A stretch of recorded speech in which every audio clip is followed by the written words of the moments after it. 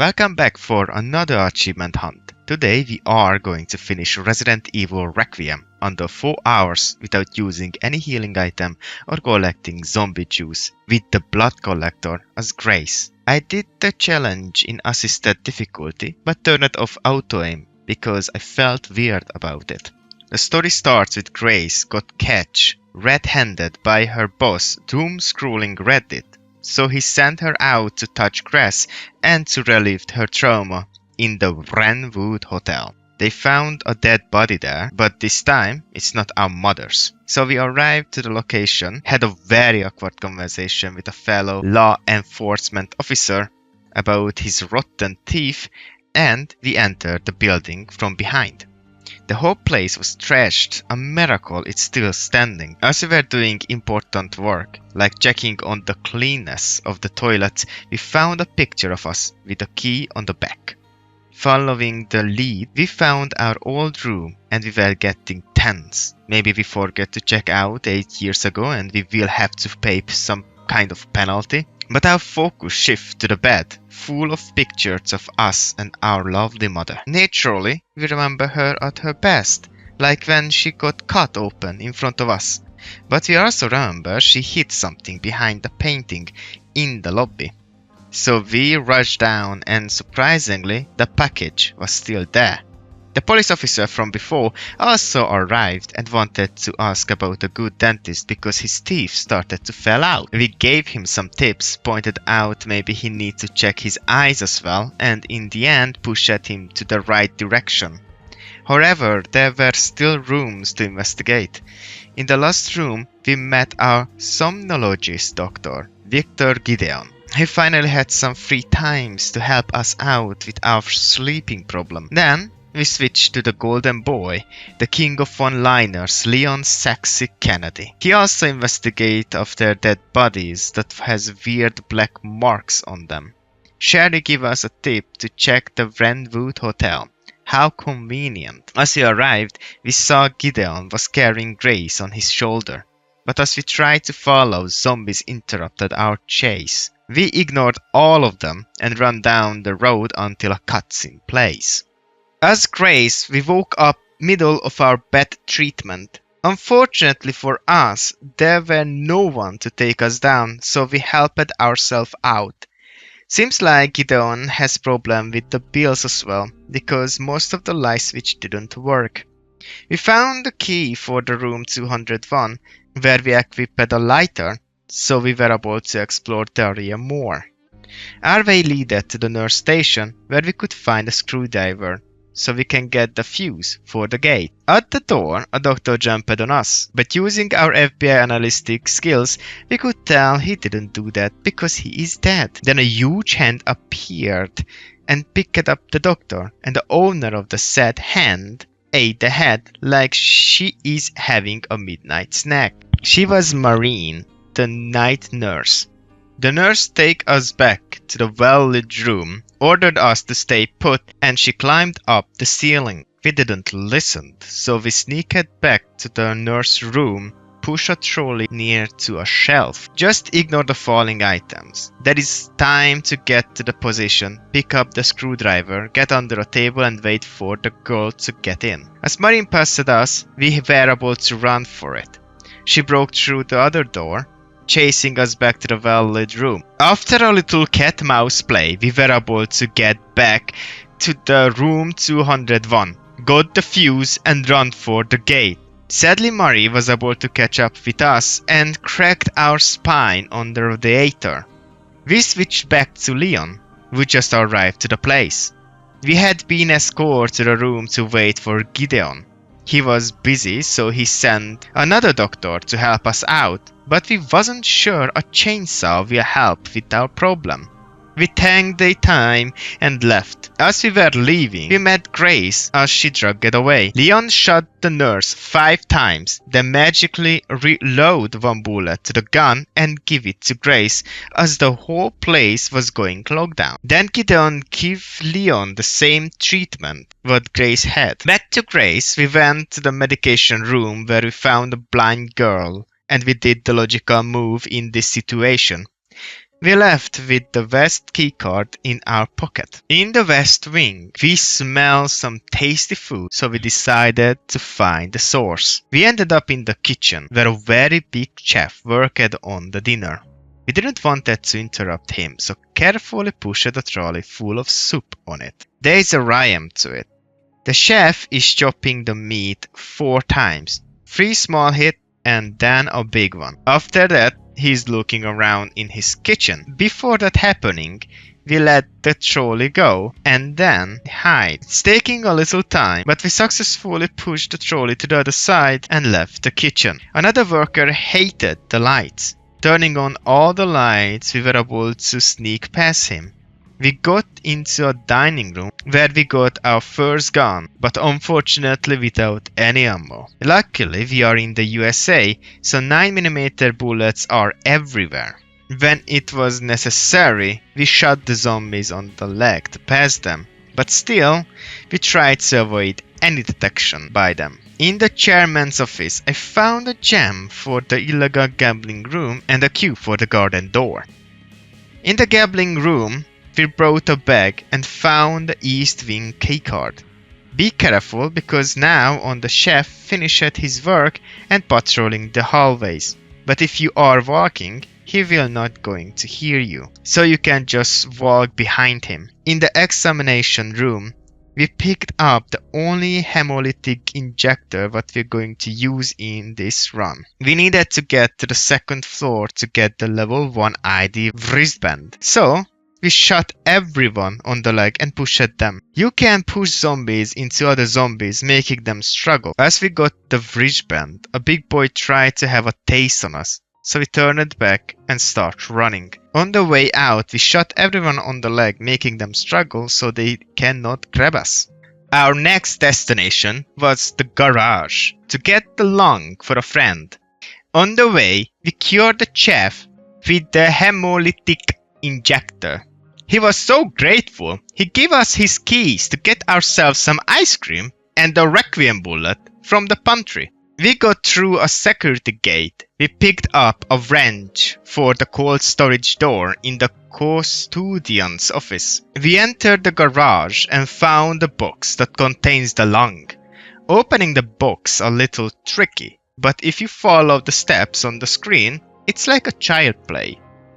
On the way out, a construction worker lost control of his bulldozer, so with a few accurate shots, we helped him out. Next, we needed the heart, which was stored in the cold storage. Because we took care of the chef, he didn't guard this door.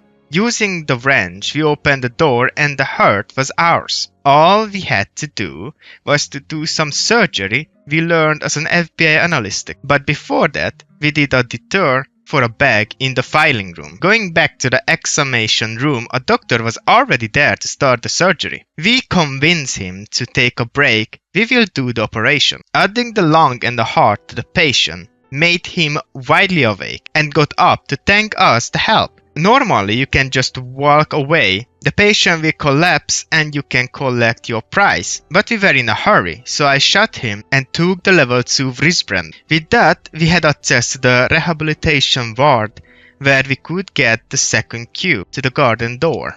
But oh, we hit another obstacle. The puzzle box was missing the pictures and we were too lazy to try the 6 possible combination, so we had a bright idea. Getting the locked blind kid here. Grace, what a fluff. So we told the blind girl we are the police and she is under arrest unless if she help us out. She got used to this prison cell, therefore she agreed to cooperate.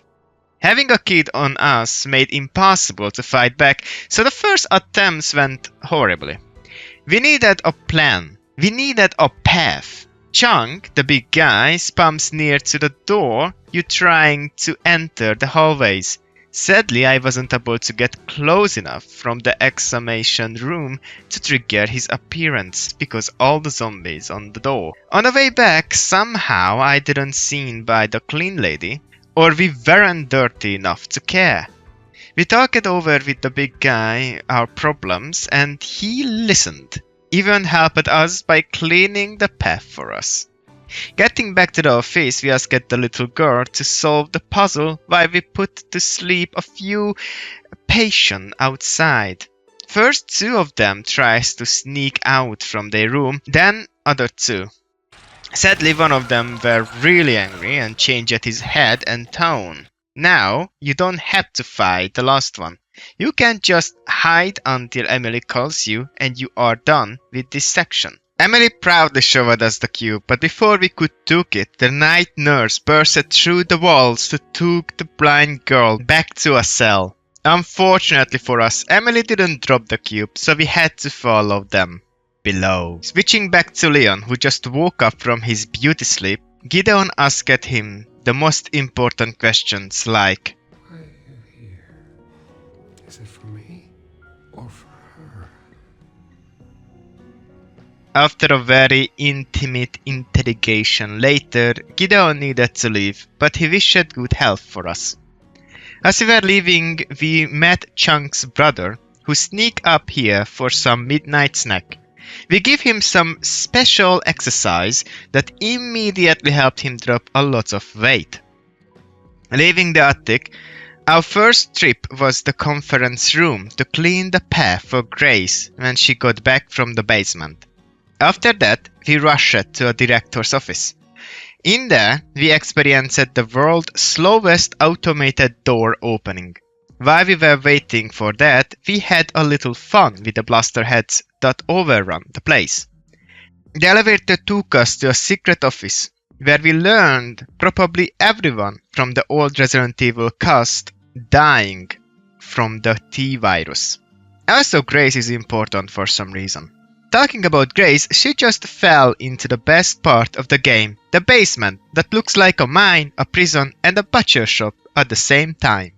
Our first stop was at the well-lit security room, where we learned Marie lost her home, so she was secretly living here. Also, Emily was actually here.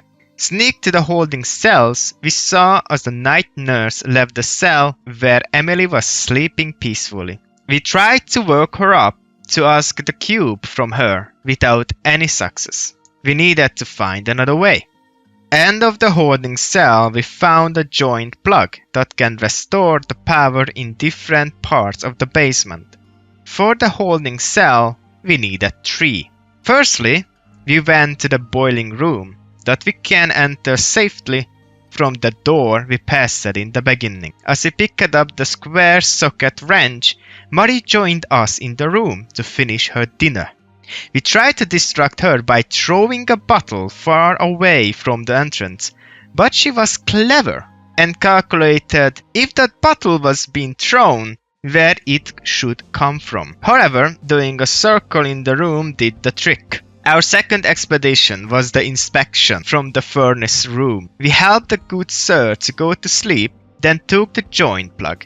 We left the room through a vent system that led us to the workshop. Taking care too of the patients, we collected back the plug and went to the collection pool. We shot the worker on the leg to make him fall and quickly opened the power box with the wrench and plug in the 2 joints before Marie can join us. Took care of the worker after. Our way led to the processing room. Sadly, we weren't able to take the joint plug because the door closes, but we found the forklift key. So, we have to go all back to the inspection room. Cool. First, we tried to get there from the furnace room, but Marie heavily guarded the area. So we ran back and went through the workshop vent system. It was a piece of cake. We used the forklift key to move the obstacles from the door, and oh boy, bodies hanging from above, and as we stepped in, they started moving. We had to squeeze in between 2 bodies, push the trolley aside, went back to the panel to switch the bodies' direction of movement, and then just follow the bodies. We got back to the processing area, just we were on the other side, where we drained all Q's blood from between. As we got down to cross to the other side, the system lifted up the ladders and started the grinding process. Now we only had to do is move in the opposite direction of the grinder. When a zombie got up, we shot him on the leg to make him fall and pushed him to another zombie or the direction of the grinder.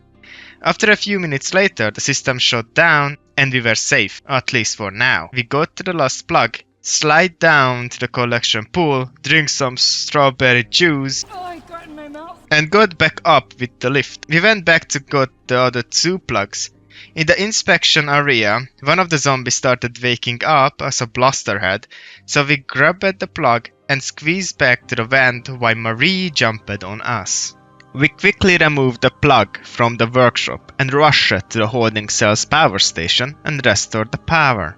Opening up Emily's cell door meant we did that with all the other doors in the area. We rushed into the cell, grabbed Emily and made a run for the elevator while zombies slowly approached us. We got to the elevator, we dropped Emily and pushed the pallet away from the elevator's door while Marie asked to hold the door for her. We didn't. We escaped. Sadly, we offended the night nurse dearly and she climbed up to the top of our lift and tried to grab us from there. We forced the door open, yeeted out Emily, and we followed her, but Marie catch our leg and tried to pull us back. The elevator couldn't handle the weight and snapped, cutting the nurse's hand in the process. Emily slowly found us and showed she still had the cube. I think Grace was just realizing now if Emily didn't have it, she had to go back to the basement. Because Emily gave us more work, we told her she is under arrest and came with us. We took Emily back to the safe room and we went to collect the lost cube. Because Leon cleared the place, it was a park walk, got the acid from the conference room, used it on the lock in the lead researcher office, and pressed the right combination on the puzzle box to get the lost cube. With that, we left the building with Emily.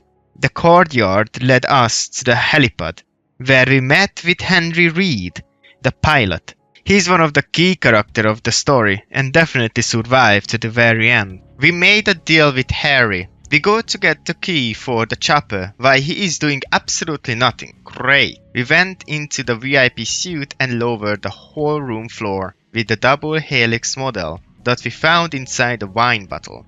All we had to do was we rotated the upper part of the bottle to match with the bottom part. Honestly, Victor, everyone would have checked on that bottle if that looks like that. I start to feel maybe he isn't that clever. At the bottom of the level, we had to do a circle to get the keys. Then we airdropping Victor, who finally beat Candy Crush on his phone. I've done it.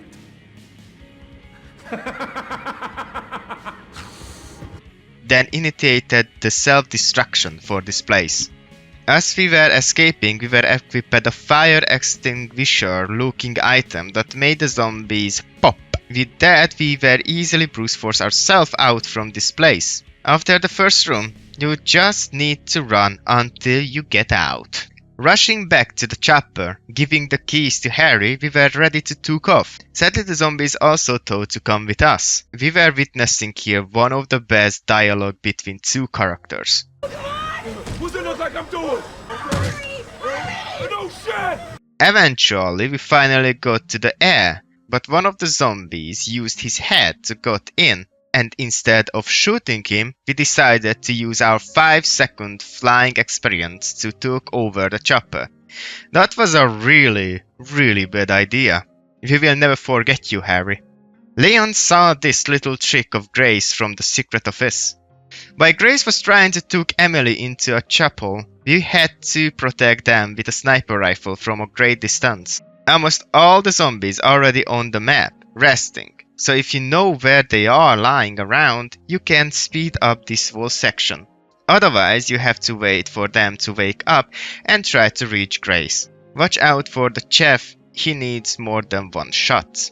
After Grace finally broke in, we were able to go down and follow them inside. There, we ordered Grace to leave while we were keeping our friends busy.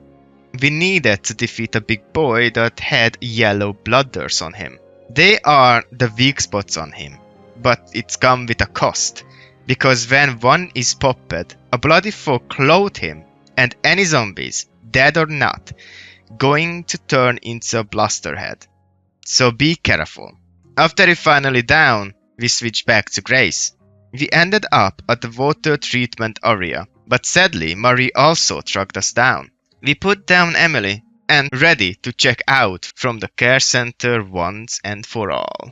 To do that, we needed to open the hatch above us. The old Resident Evil fashion, the system decided to give up on us this very moment, so we had to go down and restore the power. There were 3 spots we needed to visit. First, we went to the chemical treatment, where the lever was a little stubborn to move.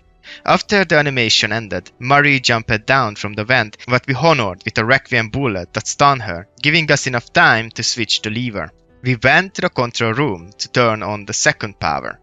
The lever was missing on this one. Luckily, the missing piece was literally in the next room. I feel like Capcom didn't work hard on the puzzles in this game. As we left the room, the night nurse broke in and threw us away. She could have just crushed our head though. We shot her again and restored the power. The last lever was in the storage area. But before we entered it, we shot Marie one more time, avoiding to jumpscare us with the barrels. We easily restored the power. We did the whole section so fast, Mary got a little confused. Yes. What are you doing? What are you doing? Lastly, we just needed to open the hatch above us. Went back up with the lift, ignored Marie, pushed the button, and welcomed the morning sunshine. The night nurse wasn't that happy about it. We went back to Emily, who tried to escape from justice by turning into whatever is death. Leon just arrived in time to help us out. As a thanks, we gave back his hand cannon and said goodbye to each other. Grace was thinking how to get back to the hotel to finish her work when Gideon showed up and asked her to join him and his friend called Raccoon City. Who are you? Raccoon City. To another treatment. This one will help with her sleeping problem for sure. We agreed. As Leon, we followed them on 4 wheels, back to the city where all started. We were forced to leave our cars on the road and continue on foot. Thanks God this place was wiped out, so this walk should be peaceful. Why there are so many spider webs? Well, seems like bombs couldn't kill huge spiders, so it became our problem. She chased us into a building, then threw out the building. We ended up on the top floors, where we put up a fight. The spider had a weak spot on her ass. However, she was dirty fast, climbed around the walls, inside and outside, and facing us most of the time. There were a few bombs that made her stun, shoving her butt, making it an easy target. You just need to keep moving, avoiding the windows when she's outside, and shoot her as much as you can. The fight ended with her giving us a hug with her mouth, and we were giving her a headbutt with our axe. We fell together down to the subway, where we struck the final blow. We got back to the surface and met with the wall that separated the outside world and the center of the city. Of course, we couldn't go around, above or under. We needed to blow it up. We found an old BSAA camp and an unlocked laptop. Someone may got into trouble because of that for sure. I'm really sorry for the footage became a PowerPoint presentation for the 3rd time. Hopefully, this will be the last time. I will try to go over 2 spots as quickly as possible. We also found a map where the detonation parts could be, and we moved out. We had to go through a warehouse where we also learned the zombies survived the bombing by digging themselves underground. We shut down a few big boxes to create a path for us, ignored most of the zombies in this section. On the top of the building, we collected the first part of the detonator. We went into an underground parking garage. To progress, we needed to find 2 fuses for the gate. The first one was in the garage. You can do a lot of sneak kills here, staying undetected almost for the whole section. The second fuse was in the sewage facility, where we met another big boy. We created a bridge by moving a huge cube to the position thanks to the valve. I don't think so this system would pass the EU regulations. Placing the 2 fuses into their places, we came up to the surface. Brutally murdered BSAA soldiers everywhere. Checking the footage, we saw the suited man, one-tapping most of them with his little pistol. Also, we borrowed the container key from the soldier. We entered the building to get the next part. To be able to climb to the roof, we needed a crank. For our luck, it was in the building as well. Also, we learned zombies can and will use guns. But not just guns, mortals as well. We shot the ones who use the mortals as fast as possible. The mortals also has a range, so after you dealt with one of them, you were relatively safe from bombing. We can also use the mortals, so we rushed to one of them and started blasting the zombies. After no one left, we collected the part and left, ignored the other wave of zombies. Next we needed fuel, so we entered the gas station that definitely has usable fuel. But to be fair, in a universe where the bioweapons and medication fields disadvantaged, they probably use a different method or formula to keep the fuel usable after many years later. As soon as we picked up the gas cans, zombies overflowed the area.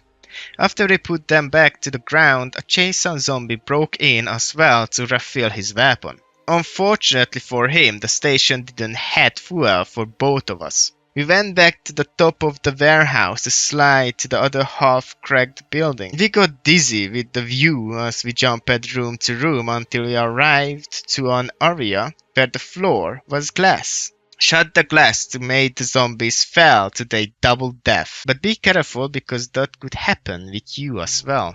In the next area, we found the last part for our detonator. Now we just needed to get down. Easy work. We just needed to run, ignore everyone, turn a valve to lower one part of the elevator, then run past everyone again to lower the other half of the elevator. Then took it for a ride. During it, the elevator stopped for no reason and zombies fell from the sky to help us make it running again. And it worked, maybe a little too well. On the bottom, we just ignored everyone and left. Back in the base, we opened the container, fixed the broken part and blowed up the gate. And we arrived to the motorbike section. This is more like a turret section of the game.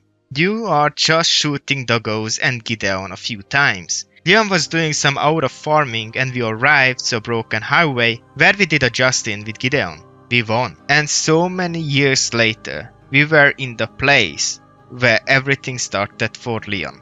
The Raccoon City Police Department. We opened the gate we closed as a rookie and we entered the building yet again. It was amazing, not gonna lie, but we had things to do. On the computer we saw Raccoon City and Grace and we decided to meet with them. For that we needed mechanical jack from the library to lift up the gate that lead us to the west wing of the building. But before we revealed ourselves to them, we were airdropping their conversation. We learned Grace has been tricked. There will be no sleep treatment. Instead, he asked her to help him release Elpis, a super virus that can control minds. Also, the little girl we tried to put in jail was a copy of Grace. And we arrived to the worst part of the game that modders already took out and speedrunners in the no intro category also using that mod. The orphanage. It's just a hustle. First we needed to watch a doctor die, went back to our room to hide under our bed. The bald kids were hitting the bed 3 times for no reason, then left. We rushed down to the main hall, where we hid again under a table. As soon as we were able to leave our spot, we did, and went to the hallway, turned back to hide again, got out again, ran to the direction room, got the key, fell, pick up the key, run behind the girl, open the hatch, wait to be open, went down, got into a cool-looking chapel, got a pike from the ladder, run away from the girls, pulled down the ladder, climbed up, rushed into a conference room, and got killed. Nothing good. Back to the present, Grace learned she was made and she was the key to open Elpis container. She had a panic attack. That was the moment when Leon finally decided to interrupt the conversation. Grace passed out, Raccoon City showed his Wesker speed abilities, and Mr. X's brother finally could have his revenge on us. We didn't have time for him, so we buried him under the building. That was easy. However, as we were leaving, he punched us to the conference room. He was easily tricked and we were out of the building in no time. On our way to the orphanage, we stopped at Kendo's shop for a good old PTSD, but a big noise outside interrupted us. Probably nothing bad. As we left, Mr. X's brother proudly showed us a rocket and how nicely he could throw it. He wanted to show it again, but we exploded it on his hand with a simple shot. The fight was quick and easy, proving he was the weaker of the two. We easily dodged his attack and using the rifle we shot his exposed hurt multiple times. A few minutes later he finally met with his bro again. We got into the orphanage. We went under it through a hole on the ground. We ended up in a metro car. As we went car to car, tentacles bursted in and the flower tried to have a taste on us. We fed it with lead instead. As the flower retreated, it pushed the metro cart into the unknown. Leon casually left the car before that happened. We found a long rope that went all the way down to the bottom of the pit. More flowers tried to bite us as we explored the area. We arrived to the entrance of the secret lab, but it was protected by the mother of all flowers. We shot her until she knocked over a container with full of explosions. We opened the gate with the smoothest lever I have ever seen in my life. It was mesmerizing. In the entrance we got a little shower, then we went to the server room where we learned where Grace were. I also learned that this place actually has human security. With a well-thrown grenade, I was able to wipe out the first team of the security. For the second team I used my rifle, and for the third, another well-thrown grenade did the trick. Before we entered Pandora and meet with Grace and Raccoon City, we had been stopped by Hank, and the fight of the decade started. It's mostly a melee-focused fight. Parry and hit. When Hank is stunned, you can use gun on him, but I recommend to just axe him to death. After we opened his throat, we rushed to meet to the others.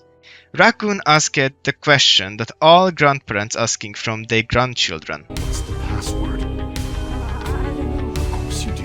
Leon interrupted this beautiful bonding moment, and after a little fight, Grace had a wonderful idea. While Raccoon City was confused by this, Leon shot a huge robotic arm, grabbed Grace, and both of them left the platform with the falling arm. They didn't fall to their death thanks to a moving tiny platform they landed on. After a while, they jumped off from this platform to the room full with grinded meat and blood. Leon felt so comfortable here he immediately fell asleep. When he woke up, Grace had a few questions about Leon's black mark. Turned out, Leon did so many aura farming, his body cannot take it anymore. But he cannot help it. The one-liners, the black flips, the crazy stunts he did come to him naturally, and now he was paying the price. Or it was just the T-virus. But if the universe decided his time has come, he wanted to go out with a banger. So he was here to destroy Elpis. Grace was moved by this and wanted to help, so both of them started searching for an exit. We found a possible way out. Leon gave us a boost and we promised to find a way out for him as well. To help Leon, we needed to find the override key, what was in the chemical storage. On our way there, we met an old friend, the Licker. They are blind as a bat, but their hearing are quite good. If you run, shoot, or do any activity that make noise, they will know your location. And if they are aware of you, they will hunt you down. So we tried to shot the first one to death. I don't recommend to do that, we almost died by him. A second Licker was on the ceiling in front of the chemical storage. Just walk and everything will be fine. On the storage, we tried to lure a zombie away from his hiding spot, so we threw an empty bottle on the ground. Unfortunately, he spotted us and tried to get us. We didn't want it to make big noises, so we threw a Molotov on him. A waste, I know, but it killed him. We took the key and tried to leave, but something made the Licker go down, so we used an acid on him. Another waste. With the key, we went back to the dump control room to help out Leon and to collect the magnetic key. Next goal was to get 2 orbs to open the archive's door. One of them was in the clean room. As we touched the orb, a few zombies broke out from their tube. A good Molotov throw and they were all down. For the other orb, we had to go through an area full with lickers and zombies. However, a good empty bottle throw followed by an acid throw can wipe out all or at least most of the lickers. Reaching end of the area, we were in the safe room and with another orb. Our way back, two lickers jumped on us, but we bravely ran away from them. We dropped our balls at the door and entered the archive. At the big computer, we finally could check what our so-called mother hid 8 years ago. Work. She hid her journalist work. Back to Leon, we were finally able to leave the dump. Our body were giving up. That could have been an interesting concept, but sadly it was a nothing burger. Yet again we needed to find an override key for the lift. Our path was full with lickers, but unlike with Grace, those lickers were stuck with us. With a few shots, they were gone. Doing circles, we got the key and went back to the elevator that has been protected by lickers. We were taking them out, started the elevator, and zombies broke out from their tubes. But they wished to go back after they saw it wasn't Grace. We went up and walked to the door of Pandora. We had a little nap while we were waiting for Grace to arrive. Grace was still watching as her mother was interviewing Lord Spencer. Spencer told Alyssa he was feeling a bit of guilt about his horrible work. So he adopted Grace, but he got bored of her, so he gave it to Alyssa, hoping she will be fine with her. We saw Leon on the camera, so we went to him. We woke him up and we entered Pandora together. Raccoon City was about to finish his 100th cigarette while he was waiting for us. We made a deal with him to let Leon live and we release Elpis. He agreed, so we just did that. As soon as the injections with Elpis were free, Raccoon without any hesitation injected himself with it. Through Junkie's behavior. Grace told him it's not a super virus, but if it would be, this still would be an idiotic move. Raccoon got offended and tried to hit Grace, but Leon stopped at him. That was the moment Raccoon realized Grace may be right about not putting unknown liquids into your body because he lost his superpower. Turned out Elpis was a purification medicine. It cleans out everything from your body that made it sick or inhumane. It can fix your insomnia, your super speed, or your aura farming overdose. Somehow Gideon had returned and talked something. Anarchy! Then he cut Raccoon City head off, stabbed Grace, got one vial of the medicine, started the self-destruction of this place, and finally standed in one place. A true genius. While Gideon was busy, Grace cured Leon with Elpis. Leon quickly recovered, just in time for the boss battle. Fighting with Gideon went surprisingly fast. A few shots with the shotgun and a few more with the rifle. Parrying his attacks was easy enough. Funny enough, he had an anime charging moment, and in the end he was jumping on our way. After that, he somehow got a rocket launcher what we shot out from his hand with the Requiem. A few more shots and he was down. But not for long, he got back as Nemesis. With his rocket launcher, we made him grab us early. Broke free from his hand, we ran up to his brain and hit it with a few times with our axe. Finally, we shot a hole in his face with our hand cannon. And with that, we beated Resident Evil Requiem under 4 hours without using any healing item or use the blood collector with Grace. It was a tons of fun and it wasn't that difficult, so I recommend to try out yourself as well. Especially because it will give you enough points to buy infinite ammo so you can go back and blast 2 zombies as much as you want. I'm streaming 2 challengers, so if you want to see me struggling real time, you can do that on Twitch. Everything in the description. Anyways, thanks for watching, bye!